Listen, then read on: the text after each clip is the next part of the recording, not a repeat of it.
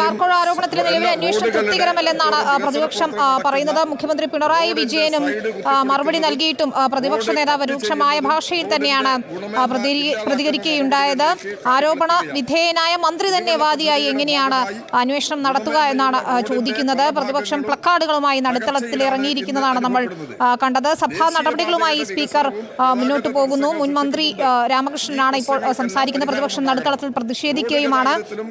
രൂക്ഷമായ വാദപ്രതിവാദമാണ് ഉണ്ടായത്. അടിയന്തര പ്രമേയത്തിന് നോട്ടീസ് നൽകിയ റോജി എം ജോൺ MLA രൂക്ഷമായ ഭാഷയിൽ വിമർശിക്കുന്നതാണ് കണ്ടത്. നിരവധി ചോദ്യങ്ങളാണ് ഉയർത്തിയത് സർക്കാരിനെതിരെ റോജി എം ജോൺ. എന്ത് അന്വേഷണമാണ് നടക്കുന്നത്? FIR ഇട്ട് എന്തുകൊണ്ടാണ് അന്വേഷണം നടത്താത്തത് തുടങ്ങിയ ചോദ്യങ്ങൾ ഉയർത്തുകയും ചെയ്തു. പ്രതിപക്ഷ നേതാവ് VD സതീശനും ഇക്കാര്യങ്ങൾ ആവർത്തിച്ചു. മുഖ്യമന്ത്രി എന്തുകൊണ്ട് മൗനം പാലിക്കുന്നു? മുഖ്യമന്ത്രിക്ക് മറുപടി ഇല്ലാത്തത് എന്തായിരുന്നു എന്നാണ് ചോദിച്ചത്. ഇപ്പോൾ ശ്രീ TP രാമകൃഷ്ണൻ ഇവിടെ ശ്രദ്ധ ക്ഷണിച്ചിട്ടുള്ളത് കേരളത്തിൽ കുടിവെള്ള പൈപ്പ് ലൈൻ, ഡ്രെയിനേജ്, എന്നാൽ മുഖ്യമന്ത്രിയുടെ മറുപടിയിലും തൃപ്തിയില്ലാത്തതിനെ തുടർന്നാണ് പ്രതിപക്ഷം വലിയ രീതിയിൽ പ്രതിഷേധത്തിലേക്ക് കടന്നത്. നടുത്തളത്തിൽ പ്രതിഷേധിച്ചു. അല്ലമീൻ നൽകും വിവരങ്ങൾ. മന്ത്രി കാര്യങ്ങൾ വിശദീകരിച്ചു. അതിനുശേഷം മറ്റ് സഭാ നടപടികളിലേക്ക് പോയിരിക്കുകയാണ് സ്പീക്കർ. എന്താണ് ഇപ്പോൾ പ്രതിപക്ഷത്തിന്റെ പ്രതിഷേധം? ഏത് തരത്തിലാണ്? ബിരുദ നിയമസഭയ്ക്കകത്ത് പ്രതിപക്ഷത്തിന്റെ പ്രതിഷേധം തുടരുകയാണ്. സഭയുടെ നടുത്തളത്തിലിറങ്ങി പ്രതിഷേധിക്കുകയാണ് പ്രതിപക്ഷാംഗങ്ങൾ.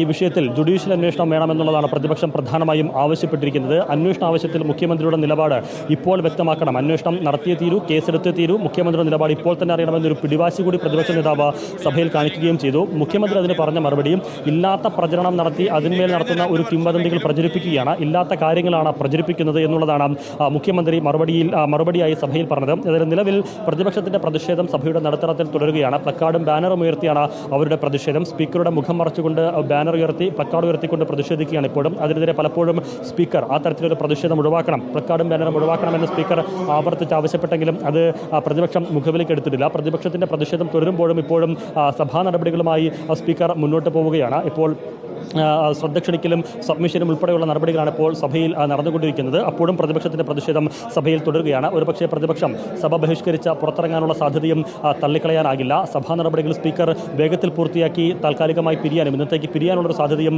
തള്ളിക്കളയാനാകില്ല. രാവിലെ റോജി എം ജോണാണ് ഈ വിഷയവുമായി ബന്ധപ്പെട്ട ബാർക്കോഴ ആരോപണം സഭയിൽ ഉന്നയിച്ചത്.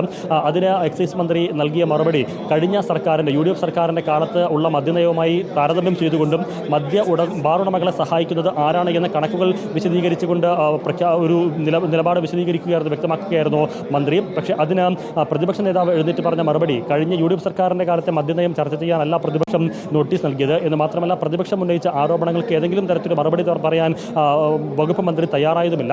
വകുപ്പ് മന്ത്രി അഭിമാനപൂർവ്വം പറഞ്ഞത് താൻ പരാതി നൽകി, ആ പരാതിയിൽ ക്രൈംബ്രാഞ്ച് പരിശോധന നടത്തുന്നു, അന്വേഷണം നടത്തുന്നു എന്നുള്ളതാണ്. പക്ഷേ ആ അന്വേഷണം എങ്ങനെ ശബ്ദരേഖ പുറത്തു വന്നു എന്നതിനപ്പുറത്തേക്ക് ഇതിന്റെ ഗൂഢാലോചനയോ കോഴ നൽകുന്നതുമായി ബന്ധപ്പെട്ടോ ഒരു അന്വേഷണത്തിലേക്കും കടന്നിട്ടില്ല എന്നുകൂടി പ്രതിപക്ഷം ആരോപണമായി ഉന്നയിക്കുകയും ചെയ്തു.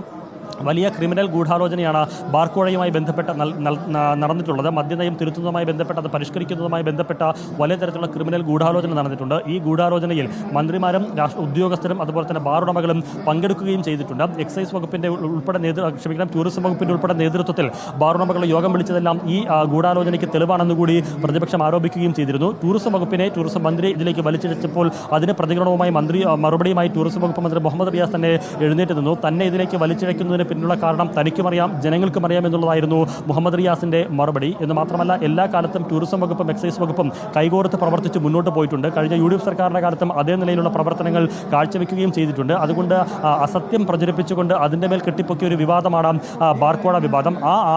ആ വിവാദത്തിന് 48 മണിക്കൂറിന്റെ ആയുസ് പോലും ഉണ്ടായില്ല എന്ന് എക്സൈസ് മന്ത്രി മറുപടി പറഞ്ഞു. ഏതായാലും ഇതിന്മേൽ വലിയ തരത്തിലുള്ള വാദപ്രതിവാദങ്ങളും വാക്പോരും സഭയ്ക്കുള്ളിൽ നടക്കുകയും ചെയ്തിരുന്നു. പ്രതിപക്ഷ നേതാവ് പറഞ്ഞത് KM മാണിക്കെതിരായിട്ടുള്ള ആരോപണ സമയത്ത് ബാർക്കോഴ ആരോപണം ഉയർന്നു വന്നപ്പോൾ അന്ന് ആരോപണം ഉന്നയിച്ചത് ഒരു ബാറുടമയാണ്. ഇന്നും അതുപോലൊരു ബാറുടമ ആരോപണം ഉന്നയിച്ചിരിക്കുന്നു. അന്നത്തെ പരാതിയിൽ അന്നത്തെ പ്രതിപക്ഷ നേതാവ് VS അച്യുതാനന്ദൻ വിജിലൻസിന് പരാതി നൽകുന്നു, അതിന്മേൽ നടപടിയെടുക്കുന്നു. സമാനമായി ഇപ്പോൾ താനും ഒരു പരാതി നൽകിയിരിക്കുന്നു. ആ പരാതിയിന്മേൽ അഴിമതി നിരോധന നിയമപ്രകാരം നടപടിയെടുക്കാൻ സർക്കാർ തയ്യാറുണ്ടോ, മുഖ്യമന്ത്രി തയ്യാറുണ്ടോ എന്നൊരു ചോദ്യമാണ് പ്രതിപക്ഷ നേതാവ് ചോദിച്ചത്. സാധാരണ ഇത്തരം ആവശ്യങ്ങൾ ഉയർന്നു വരുമ്പോൾ അതിനോട് പ്രതികരിക്കാറുള്ള മുഖ്യമന്ത്രി ഇപ്പോൾ മൗനം പാലിക്കുന്നത് എന്തിനാണെന്ന് ജനങ്ങൾക്കറിയാമെന്നുകൂടി പ്രതിപക്ഷ നേതാവ് ആരോപിക്കുകയും ചെയ്തിട്ടുണ്ട്. മറുപടി പറഞ്ഞേ തീരൂ, കേസ് എടുത്തേ തീരൂ, അന്വേഷണം നടത്തിയേ തീരൂ എന്നുള്ളൊരു നിലപാടാണ് പ്രതിപക്ഷം സ്വീകരിച്ചത്. പക്ഷേ അതിനെ പൂർണ്ണമായും തള്ളുകയായിരുന്നു മുഖ്യമന്ത്രി ഉൾപ്പെടെയുള്ളവർ. അതിന് പിന്നാലെയാണ് പ്രതിപക്ഷം പ്ലക്കാർഡുകളുമായി ബാനറുകളുമായി സഭയുടെ നടുത്തളത്തിലേക്ക് ഇറങ്ങി പ്രതിഷേധിച്ചത്. ഇപ്പോഴും ആ പ്രതിഷേധം തുടരുകയാണ്. സബ്മിഷനിലും അതുപോലെ തന്നെ ശ്രദ്ധ ക്ഷണിക്കൽ ഉൾപ്പെടെയുള്ള നടപടികളിൽ പ്രതിപക്ഷാംഗങ്ങൾ നോട്ടീസ് നൽകിയിരുന്നു. പക്ഷേ ഇപ്പോൾ ആ നടപടികളോടൊന്നും തന്നെ പ്രതിപക്ഷം സഹകരിക്കുന്നില്ല. പൂർണ്ണമായും അതിനോട് വിട്ടുനിന്നുകൊണ്ടുള്ള പ്രതിഷേധമാണ് അവർ പ്രകടിപ്പിക്കുന്നത്. സഭയുടെ നടുത്തളത്തിൽ ഈ ബാർ കോഴയുമായി ബന്ധപ്പെട്ട് അതിൽ സർക്കാരിനെ വിമർശിച്ചുകൊണ്ടുള്ള പ്രതിഷേധ പാരഡി പാട്ടുകളൊക്കെ പ്രതിപക്ഷം സഭയുടെ നടുത്തളത്തിൽ ഉയർത്തുകയും ചെയ്യുന്നുണ്ട്. അങ്ങനെ വലിയ രീതിയിലുള്ള പ്രതിഷേധം സഭയുടെ നടുത്തളത്തിൽ പ്രതിപക്ഷം ഇപ്പോൾ തുടരുകയാണ്. പക്ഷേ ആ ദൃശ്യങ്ങൾ ഇപ്പോൾ സഭാ TV പുറത്തേക്ക് നൽകുന്നില്ല. പ്രതിപക്ഷത്തിൻ്റെ പ്രതിഷേധം ഒഴിവാക്കി സഭാ നടപടികളുമായി മുന്നോട്ട് പോകുന്ന ദൃശ്യങ്ങളാണ് സഭാ TV പ്രസിദ്ധീകരിക്കുന്നത്. അതിൽ സബ്മിഷനും അതുപോലെ തന്നെ ശ്രദ്ധ ക്ഷണിക്കലും ഒക്കെ തന്നെ മന്ത്രിമാർ മറുപടി പറയുന്ന ദൃശ്യങ്ങൾ അവർ നൽകുകയും ചെയ്യുന്നുണ്ട്. പക്ഷേ അതേസമയം തന്നെ പ്രതിപക്ഷത്തിൻ്റെ പ്രതിഷേധം സഭയുടെ നടുത്തളത്തിൽ തുടരുകയും ചെയ്യുകയാണ്. വിനിത, ശരി, ഏതായാലും പ്രതിപക്ഷ പ്രതിഷേധം തുടരുകയാണ്. ഇറങ്ങിപ്പോകുമോ പ്രതിപക്ഷം?